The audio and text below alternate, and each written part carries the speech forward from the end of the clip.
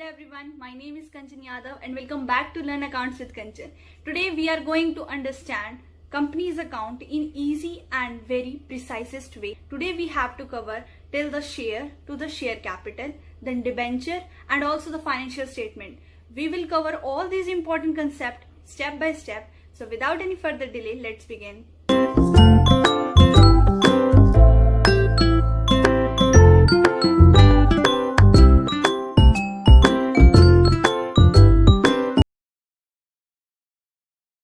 Now, if you want to understand what is company's account, you must know that what is a company. A company is an artificial person created by law having a separate legal identity from its owners. So here's key features: separate legal entity, limited liability, perpetual succession, transferability of shares, and common ownership throughout the shareholders.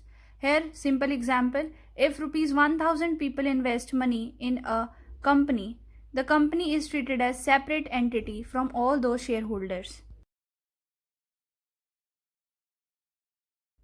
So, what is company accounts? Company accounts refers to the accounting procedures used to record and report the financial transactions of a company. It mainly deals with share capital, debentures, financial statements, profit and loss, balance sheet, and issue and redemption of securities. Types of companies. Companies can be classified in different ways. Main types are private company, public company, and one-person company. A private company generally restricts the transfer of its shares, and a public company can raise capital from the public subject to applicable legal requirements.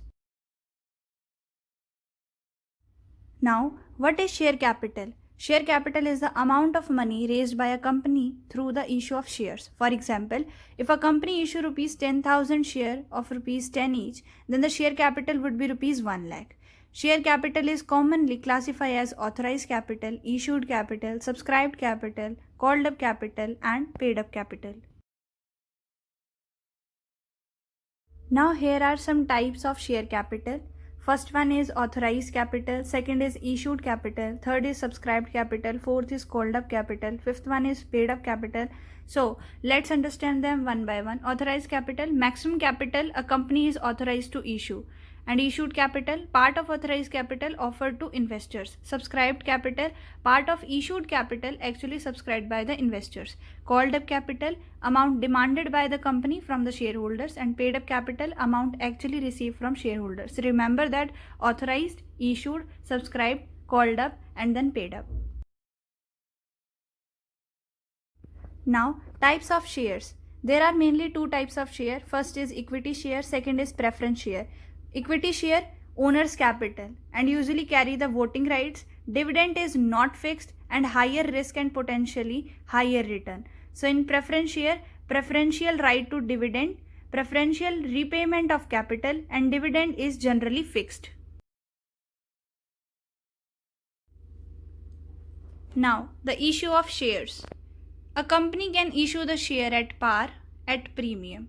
At par, issue price equals to face value. For example, face value of rupees 10 and issue price is also rupees 10. Then at premium, issue price will be greater than the face value. For example, face value is rupees 10 and issue price is rupees 12. Then the premium of 2 rupees per share. Now the most important thing is security premium.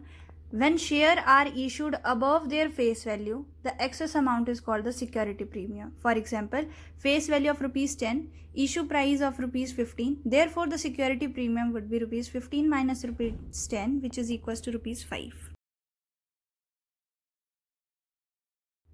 Now the next important term is calls on shares. The amount payable on shares may be collected in installments. For example, application, allotment, first call, then final call. Here is an example: share value of rupees 10, application of rupees 3, allotment of rupees 2, first call is rupees 3 and final call is also rupees 2. Then the total is rupees 10. Then calls in arrears. When a shareholder fails to pay the amount due on a call, it is called calls in arrears. Example: amount due of rupees 5,000, Amount received of rupees 4,500. Then the call scenario is rupees 500. Then calls in advance. When a shareholder pay an amount before it is called by the company, it is called the calls in advance. For example, amount due next month would be rupees 2000 and shareholder pays today is rupees 2000. This is called in advance. Now the most important topic, forfeiture of shares. If a shareholder fails to pay the required amount on shares and the company cancels the shares according to applicable rules, it is called the forfeiture of shares. Main reason is that non-payment of calls. And remember, non-payments means forfeiture and also possible reissue. Then the next one is reissue of forfeited shares. Forfeited shares may be reissued by the company according to applicable provisions. They may be reissued at par, at premium or at discount but subjected to applicable rules. So important thing is that the discount on reissue cannot exceed the amount of forfeited on those shares. Now what are debentures? A debenture is a written acknowledgement of debt issued by a company. In simple words, shares equals to ownership, debentures equals to borrowed money. Debenture holder are creditors, not owners of a company. Now here is difference between shares and debentures. Shares represent ownership and shareholders are the owners. Dividend may be variable, higher risk is there and voting rights may exist. Debentures represent debts. Debenture holders are creditors. Interest is generally fixed, generally lower risk than equity and normally no voting rights. Now the final one is financial statement of a company. Financial statements provide information about the company's financial performance and position. Important statement includes balance sheet, it shows financial position, statement of profit and loss, it shows financial performance, cash flow statement, it shows the movement of cash and cash equivalents where applicable. So the most important thing is balance sheet.